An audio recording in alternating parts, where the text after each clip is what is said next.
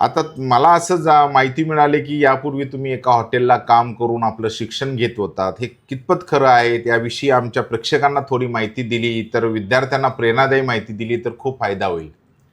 Sir, मी जेव्हा अभ्यास करत होतो तेव्हा मला खूप अडचण येत होती. तेव्हा मी माझा खर्च भागवण्यासाठी रीडिंग असो किंवा इतर काही खर्च भागवण्यासाठी पुस्तकांचं, तर मी एका हॉटेलमध्ये राजमुद्रा हॉटेलमध्ये कामाला जायचो पार्ट टाईम म्हणून संध्याकाळी. आणि तिथं वेटरचं काम केलं वेटर शॉर्टमध्ये सांगायचं. वेटरचं काम करायचं.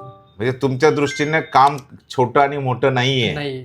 जे आपल्याला आयुष्य देतं ते आपल्यासाठी खरं दैवत आहे, असं यातून आपला अर्थाभिप्रेत आहे असं म्हणावं लागेल.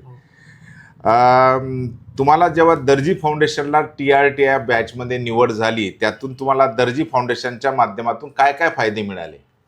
मला इथं दर्जी फाउंडेशन TRTIचे बॅच मिळाल्यानंतर मी इथं क्लासला आणि पुस्तकं असेल, त्यानंतर जी आर्थिक परिस्थिती प्रबळ करण्यासाठी जे मला मानधन मिळालं ते मला खूप म्हणजे माझ्या यशाला गती मिळाली असं